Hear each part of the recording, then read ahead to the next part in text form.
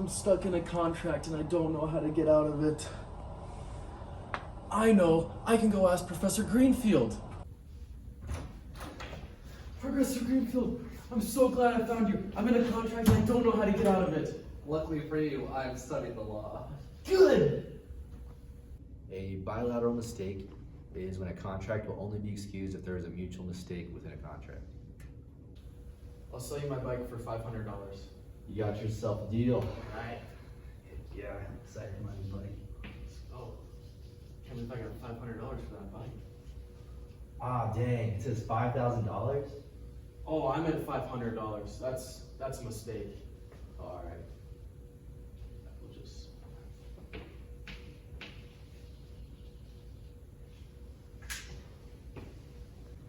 A contract can become voidable if there is ambiguity. For example, I will be leaving two of my closest friends $1 million. So is that $1 million per person or in total? Another example would be the Peerless example. A buyer has two boats named Peerless. The seller is looking at the more expensive boat, and the buyer ends up selling his lesser valued boat, also named Peerless. Sweet, now I've got two boats. Would you be interested in selling your boat Peerless to me? Of course. Great, I can't believe I own a yacht. Yeah, $500 or $500,000, it's yours. Alright, sounds good. Here's your brand new fishing boat, all yours. Top-notch fishing stuff for you. Fishing boat? I thought I bought a yacht. I've got two boats named Peerless. Oh, yeah, I wanted the yacht. One of the most common ways to get out of a contract is through fraud or misrepresentation. The four elements of a fraudulent contract are as follows. 1. Misrepresentation. Telling someone that a car has good brakes when they are actually bad. The buyer would end up purchasing the car based on concealment, which is a type of misrepresentation. 2. Scienter. Having poor malice intent. 3. Justifiable reliance. Someone justifiably relies on the information you told them. This would be like selling a car in the winter and telling them that the heater works when it does not. 4. Damages. When there is physical or financial damage due to the fraud committed by the other party within a contract. Undue influence. This is the abuse of fiduciary position. Coercion. This is where there's blackmail or extortion. In duress, there's a physical threat or intimidation of violence. Professor Miller, I'm just wondering why I'm struggling in your class and what I can do to help myself be successful. Well, if you really want to pass this class, all you need to do is sign up for my really expensive private tutoring. That's the only way I really guarantee a full A. Otherwise, I can't guarantee you doing well. Okay, I guess I'll sign up for it. Sounds great. So is there anything I can do to get out of that contract? Well, it sounds like this is an example of undue influence, which is fraud. Novation is a way to change a contract by replacing one party with someone else, if all parties agree. For example, I agreed to buy a car, but I can't go through with it. Instead, my friend takes place in the contract and buys the car instead. This creates a contract between my friend and the dealership, and I'm no longer involved. The key is that everyone, the dealership, my friends, and I must agree for the novation to be valid.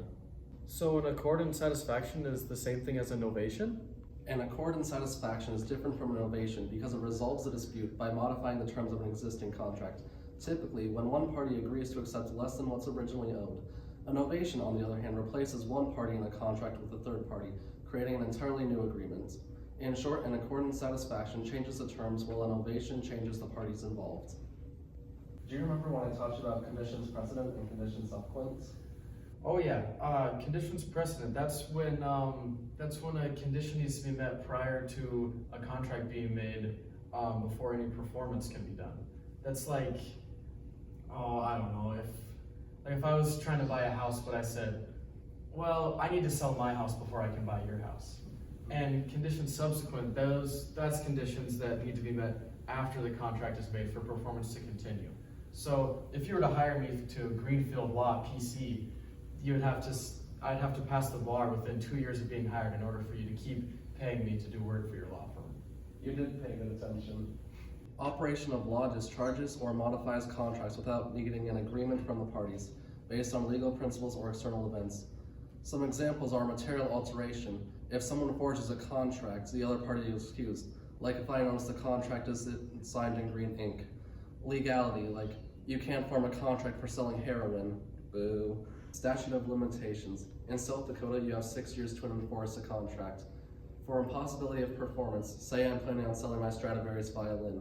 The day before I sell it, my garage burns down with the violin still inside. It's therefore impossible to sell as the subject matter is destroyed. Commercial impracticability. If this costs skyrocket, performance must still happen, but is not made reasonable. Frustration of purpose. If unforeseen events make contract valueless to one party, it may be discharged. In short, operation of law steps in when circumstances make performance unfair, illegal, or impossible. In breach of contract, we have material breach. One party doesn't fulfill any part of the contract, the whole performance on the other party's end is excused.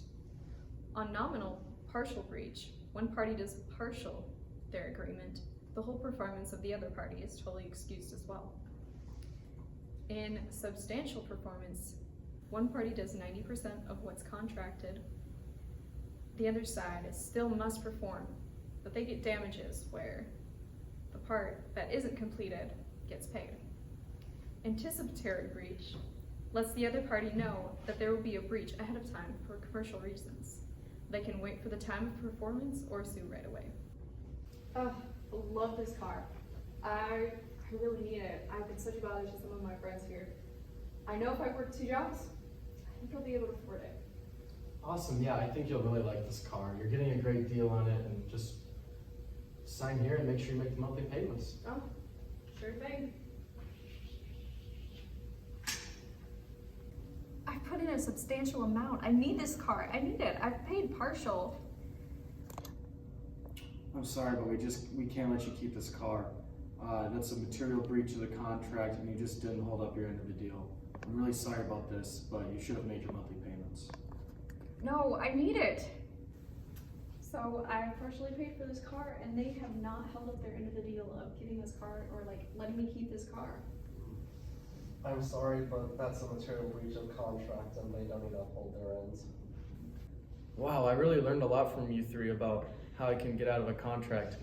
But I suppose I'll just engage in complete performance and abide by all the terms of the contract. That way both parties will leave happy.